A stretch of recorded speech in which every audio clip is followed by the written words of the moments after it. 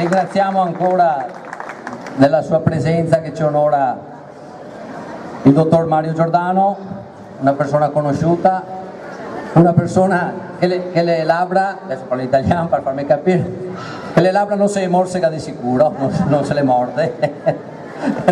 Ecco, forse si ricorda quelle mitragliatrici che ci raccontava prima Lorenzo Del Boca, però sempre con profonda intelligenza, con profonda conoscenza, in maniera che non dai la possibilità all'avversario di contrattaccare. Per cui do la parola a Mario Giordano che ci presenta il suo libro, che poi sarà a sinistra del palco, starà un po' con noi e gli diamo tutto il tempo che merita, tutto il tempo che vuole. Grazie, un applauso. No, io in realtà, grazie, sono un po' in imbarazzo perché non so parlare, anche se Lorenzo è il primo piemontese che ama il Veneto, io mi posso mettere come secondo, però non so parlare la meravigliosa lingua che ho sentito parlare qua e già questo mi mette un po' in imbarazzo, non ho la profonda cultura storica di Lorenzo e che cosa? E in più ho anche una terribile voce, quella che urla Donato e che rompe i timpani, mi posso alzare che mi sento... E quindi sono in imbarazzo perché, come dice Lilli Gruber, scusate se ho detto Lilli Gruber, scusate, dico le parolacce, ogni tanto mi scappano le parolacce, ho detto mi prende in giro per la voce e così. Vabbè, scusa, abbiate pazienza, cercherò di essere più breve possibile, a un certo punto se siete stufi me lo dite, smetto subito, ma cercherò di essere breve. Però in realtà il mio libro si sposa perfettamente con quello che ho sentito fino adesso, prima di tutto perché stiamo parlando di autonomia, no? E l'autonomia è autonomia amministrativa, economica, finanziaria, ma è soprattutto, e i veneti hanno dato e ci danno una grande lezione sempre di autonomia del pensiero, della testa. E io ho scritto questo libro, Tromboni, proprio perché sono convinto e sono sicuro che quella che è in gioco qui, ancor prima e ancor più dell'autonomia economicamente dire, è l'autonomia del nostro pensiero. Ci stanno facendo il lavaggio del cervello e il fatto stesso che due persone come quelle che avete sentito fino adesso devono dire sto attento perché se dico questo vado in tribunale, se dico questo vado in tribunale e dico questo e vado in tribunale, è il fatto che noi stiamo vivendo senza rendercene conto, ed è questo l'oggetto della mia preoccupazione, e poi cerco di raccontarla in modo anche divertente, ma una preoccupazione profonda. Ci stanno massacrando il cervello, ci stanno impedendo di pensare con la nostra testa, sempre di più, ed è una battaglia che è quotidiana e che ha avuto negli ultimi 2 anni un'emergenza dopo l'altra. Pensate, siamo sempre in emergenza e c'è stata l'emergenza sanitaria e poi c'è l'emergenza della guerra e poi c'è l'emergenza climatica e c'è l'emergenza energetica, e l'emergenza fa sì che passino provvedimenti enormi e atteggiamenti che ci impediscono di usare la cosa più importante che abbiamo, quella di pensare con la nostra testa. Io ho presentato questo libro nel paesino piemontese vicino a Alessandria, dove è seppellito da 18 anni mio padre, e mi è venuto in mente mentre lo presentavo così davanti a casa una frase che mi diceva sempre mio papà e che mi è venuta in mente adesso quando Lorenzo parlava di come vengono raccontate le cose. Mio padre mi diceva sempre, mi guardava negli occhi e diceva: ma me la stai contando giusta? Ecco, ce la stanno contando giusta, e io vorrei che noi ci abituassimo sempre di più a farci questa domanda. Io so che voi ve la fate, ma dobbiamo abituare a fare in modo che i nostri figli, i nostri nipoti, le persone crescano continuando a farsi questa domanda: ce la stanno contando giusta? Perché il più delle volte quello che è il messaggio, quella che è la versione ufficiale, la versione dogmatica, la versione che ci viene calata giù dalla televisione, è una versione fasulla, è una menzogna di Stato, è spesso, quasi sempre, una menzogna studiata da tavolino. E allora avere l'autonomia della nostra testa, del nostro pensiero, non mandare il cervello alla mano, è il nostro atto di ribellione più forte, e dobbiamo abituarci a farlo costantemente. Anche mentre parlo io lì, me la sta raccontando giusto, facciamoci venire questo dubbio. Guardate, io ho sentito il percorso che ha avuto un'accelerazione, come dicevo in questi 2 giorni, è cominciato da lontano. Voi pensate a tutto il concetto del politicamente corretto, no? A un certo punto c'erano alcune parole che noi abbiamo sempre usato comunemente, che fanno parte delle canzoni, che a un certo punto non si possono più dire perché sennò si finisce in tribunale. O davanti agli ordini professionali. E io quando vedo la mia amica Iva Zanicchi scherzo sempre perché dico sempre: guarda che adesso tu prendi questa mano zingara, non la puoi più cantare, perché zingara tu non lo puoi più dire, devi dire popolo rom camminante, e prova tu a cantare, prendi questa mano popolo rom camminante, non ce la fai neanche tu, è complicato. Cioè, guardate che sembra ci si può anche scherzare su, no? Le mamme e papà, no, non si può più dire, bisogna dire genitore 1 e genitore 2, e poi dopo uno va a capire qual è genitore 1 e qual è genitore 2, anche lì poi c'è Gianni Morandi che va in gripe, infatti mandare da genitore 1 a prendere il latte, anche lì diventa un casino. Voi pensate che siano battute? Non è così. Racconto nel libro di una terapista inglese che fa parte di un'associazione che assiste le partorienti, che è stata licenziata quando si parla di lavaggio del cervello, è stata licenziata perché ha scritto in un documento: noi aiutiamo le donne che partoriscono.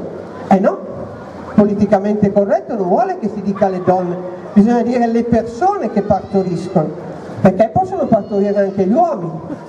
Come io non l'ho ancora capito e mi fa anche un po' paura pensarlo, però il politicamente corretto è arrivato a licenziare una persona che ha detto le donne che partoriscono. Voi capite quando non possiamo dire gli effetti, se tu bombardi sono effetti collaterali, se sono no? E questo modo qui non si può più dire. Le favole. E giustamente voi difendete guardate che la tradizione della storia, la tradizione delle nostre, hanno attaccato le nostre favole.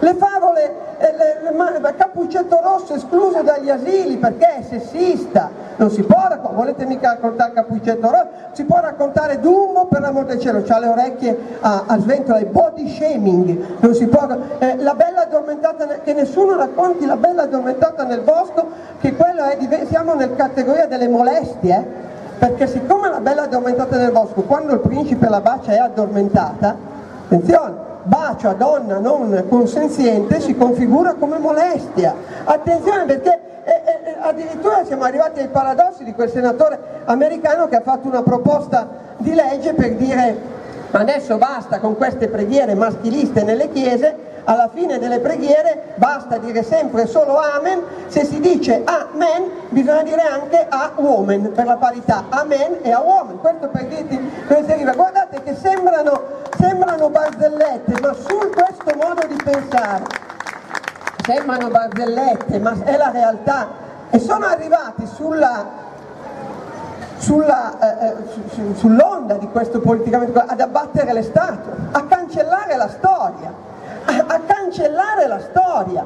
E perché bisogna cancellare la storia? Perché è importante invece rimanere legati alle tradizioni? Perché per pensare con la nostra testa, per avere l'autonomia di pensiero, per non mandare il cervello all'ammasso, uno deve sapere chi è, da dove viene, deve conoscere le sue radici. Cancellare le radici, togliere la storia, togliere le tradizioni, e l'Italia è un paese meraviglioso di tradizioni, di storia, è incredibile. Togliere le tradizioni significa poterla manipolare più facilmente. Una persona senza radici è facilmente manipolabile, e guardate che questo, io nel libro ho fatto una raccolta di pensieri, è dichiarato,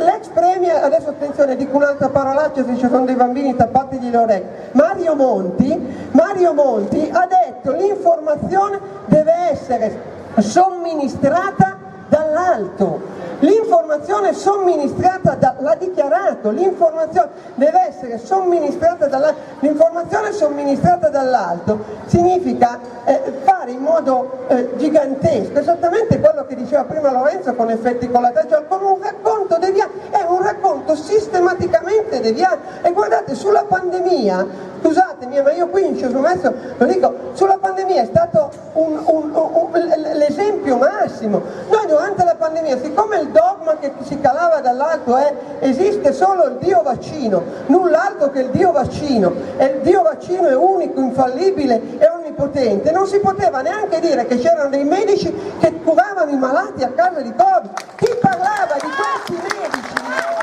Chi parlava di questi medici? Rischiava, i medici avevano paura, io li ho sentiti tutti, venivano in televisione, venivano massacrati, sospesi dagli ordini professionali, venivano massacrati perché curavano i malati, perché non si poteva dire. Poi adesso, come avete visto, dell'Anset ha pubblicato una ricerca i cui risultati fra l'altro già si conoscevano, perché era la ricerca dell'Istituto Mario Negri di Remuzzi, che diceva che se si fossero dati dei farmaci, gli antinfiammatori, nella prima fase della malattia, esattamente come dicevano quei medici, si evitava il 90% delle ospedalizzazioni, quindi evitando di 90%, evitando di finire in ospedale, forse ci si salvava anche la vita. Quante di queste 175.000 persone sono morte per un atteggiamento dogmatico di informazione somministrata dall'alto che demonizzava i medici che curavano i malati? Lasciatemelo citare il professor De Donno,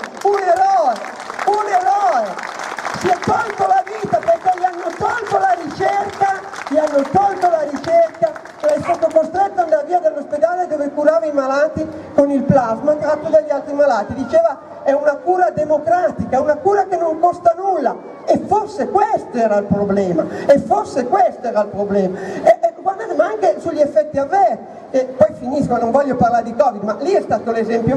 Io sono stato uno dei pochi che in questi 2 anni ha portato in TV le persone che fatto il vaccino stavano male, e abbiamo subito ogni tipo di pressione per non farlo. Non si poteva dire ancora oggi. Le persone che si vaccinano, quindi si fidano della scienza, si fidano e stanno male, vengono dimenticate, perché non si può fare la lesa maestà del Dio Onnipotente. Ecco quando parlo di informazione somministrata, che cosa succede? Succede poi che noi non abbiamo, ma anche si trasforma il concetto stesso di scienza, che nasce da io ho bisogno di sapere se uno sta male, perché la ricerca deve andare avanti. Io posso voler fare 10, 12, 20.000 vaccini, ma lo devo sapere. Invece no, il dogma che cala dall'alto, vietato pensare, vietato anche sapere, si deve sapere solo la versione ufficiale, anche quando la versione ufficiale è clamorosamente fasulla. Un anno fa il Premier Draghi andò in una conferenza stampa dopo il Consiglio dei Ministri a dire: chi si vaccina non si contagia. Era falso e lo sapevano che era falso. Il vice ministro Sileri l'ha detto in Parlamento, sta agli atti del Parlamento: chi si vaccina non si contagia. Vi ricordate come effetti collaterali? Era la pandemia dei non vaccinati, si contagiano solo i non vaccinati, falsificavano i dati per far credere una cosa che non era vera. E questo, guardate, valeva per la guerra. Sulla guerra in Ucraina, cioè bastava dire a febbraio, negli ultimi giorni di febbraio, primi giorni di marzo, si può anche decidere di dare le armi all'Ucraina, però se si danno le armi e non si sa dove si va a finire, andiamo a cacciarci in un guaio, cosa che poi si è rivelata evidente, ma si diventava subito servi di Putin. C'è un documento degli 006 servizi segreti che ha fatto l'elenco delle persone che non erano allineate al pensiero che diceva solo invadere l'Ucraina, armi Ucraina è cosa buona e giusta, ma non quando i servizi segreti cominciano a fare elenchi di persone che la pensano in modo non allineato. Hanno messo dentro questo elenco, perché se faccio un esempio, non faccio esempi personali giornalisti, la nipote di Mattei, di Enrico Mattei, aveva fatto un'intervista in cui diceva: secondo me Draghi è troppo vicino agli Stati Uniti. Questa dichiarazione è finita in un elenco dei servizi segreti, segnalata dai servizi segreti. Voi capite che noi stiamo vivendo, senza accorgerne, emergenza dopo emergenza, un'altra emergenza, che è l'emergenza appunto del poter pensare con la nostra testa, del cancellare la nostra libertà di pensiero e ce la raccontano, e chiudo perché non vi voglio annoiare, guardate anche quello che succede in questi giorni, ci stanno raccontando che noi per affrontare la crisi energetica dobbiamo fare la doccia fredda, spegnere la lucina rossa del televisore quando andiamo a dormire, per l'amor del cielo, staccare la spina della lavatrice quando non funziona, per l'amor del cielo, tutte cose che si possono anche fare. Ma davvero il problema energetico è lì? È da aprile che ci stanno raccontando la balla, ecco qui l'informazione somministrata il tetto al prezzo del gas, il tetto al prezzo del gas, l'altra balla di Stato che non c'è, che non arriva, che non arriverà mai e che se anche arrivasse è una stronzata, per dirla con un eufemismo, perché se io metto il tetto al prezzo delle mele quando vado al mercato e dico io oggi faccio il tetto al prezzo delle mele, non le pago più di 50 centesimi al chilo, poi bisogna vedere se quello che me le vende, perché io posso mettere il tetto al prezzo del gas e quella roba lì. Noi da aprile stiamo discutendo su una cosa che non c'è, non ci sarà e che se anche ci fosse sarebbe una bufala, e nel frattempo non ci sono gli aiuti, non arrivano gli aiuti e si colpevolizzano i cittadini come se fosse colpa loro, colpa vostra del fatto che c'è la crisi energetica. Hanno sottovalutato tutto, hanno sottovalutato che le sanzioni fatte così erano una stronzata, hanno sottovalutato che non avevamo energia per andare avanti e dopo colpevolizzano la lucina rossa del LED del televisore. Ma voi vedete che è un sistema di informazione demenziale, vi fanno sentire in colpa se fate la doccia un secondo in più, tra un po' manderanno gli ispettori, i vigili urbani in casa a controllare quanto lunga fate la doccia, non pensate che sia strano perché mandavano i droni a controllare quelli che correvano sulla spiaggia, e quindi l'hanno già fatto e lo potrebbero rifare,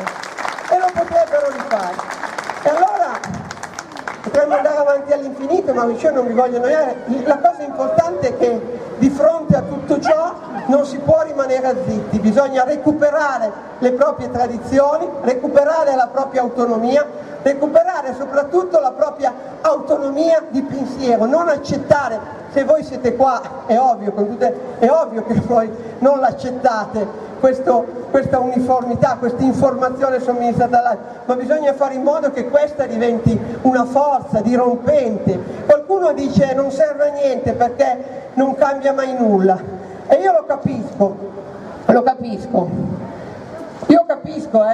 perché anch'io ogni tanto ho la stessa sensazione che avete voi, ne parlavamo anche prima con noi, che uno dice ma perché devo fare, non cambia, alla fine è sempre tutto uguale. Io capisco. Infatti ogni tanto anch'io, quando gli editori mi chiedono che libro scrivi il prossimo anno, dico basta, io non scrivo più libri inchieste, non vado più a fare cose che rischiano denunce, querele.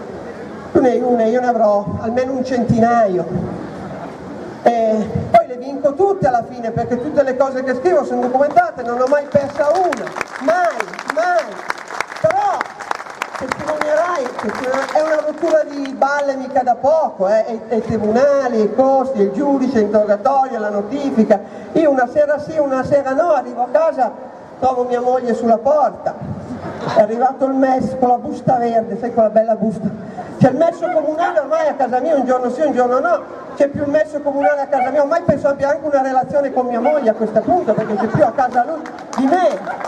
Allora, di fronte a tutto questo, io ogni anno quando mi dicono che cosa vuoi scrivere il prossimo anno, dico basta, non tu scrivi sempre rivista, basta, io scrivo sempre i saggi di denuncia, basta, io il prossimo anno scriverò un libro erotico, un romanzo erotico, vende molte più copie perché i miei libri vendono abbastanza bene, ma i romanzi erotici vendono sicuramente molto di più, non fa querela.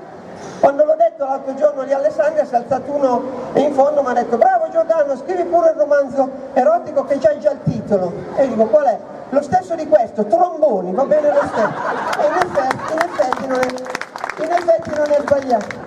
No vabbè, ma divagavo, volevo chiudere dicendo, perché capisco, uno dice ma tu è tutto cosa, ma poi dopo non cambia mai. Io vi capisco il fatto che uno possa dire ma vi ho raccontato questo delle querele, perché alla fine ogni tanto un momento di scoramento uno ce l'ha. Se voi siete qui, se innalzate quelle bandiere belle, evidentemente non siete disposti ad arrendervi, e questo è importante, perché vedete, non è vero che non cambia mai nulla, poco a poco magari le cose non cambiano con la rapidità con cui noi vorremmo. Io 2 anni fa, 1 anno e mezzo fa, ho iniziato una battaglia su un'altra follia di questo paese, che era quello che se uno è proprietario di una casa, se gli entrano dentro e gliela occupano, lo Stato non te la restituisce più, che è una follia senza senso. Non sono riuscito a cambiare la legge, non sono riuscito a cambiare l'atteggiamento degli ufficiali giudiziari, non sono riuscito a cambiare tante cose, però 100 case sono state liberate, 100 persone che non avevano la loro proprietà adesso ce l'hanno. E questa però si è fatta con i miei inviati che si sono presi le botte, con tante denunce, tante querele, perché ognuno di quegli occupanti ci ha fatto la querela, noi abbiamo risposto, abbiamo vinto la causa. È una rottura di balle infinita, l'impegno di ciascuno di voi. Questo volevo dire, che se voi siete qui lo sapete, ma bisogna portarlo in giro e continuare a battersi, perché questo tentativo, che oggi è più che mai fortissimo, di mandare all'ammasso la nostra libertà di pensiero non passi, non deve passare, non può passare, lo dobbiamo ai nostri figli, lo dobbiamo alle generazioni future, lo dobbiamo ai nostri padri e lo dobbiamo ai nostri nonni. Dobbiamo mantenere libera la nostra testa e quindi lottare contro i tromboni, perché chi non lotta contro i tromboni rischia di essere trombato e, come dico sempre alla fine della trasmissione, chi non urla è complice. Grazie.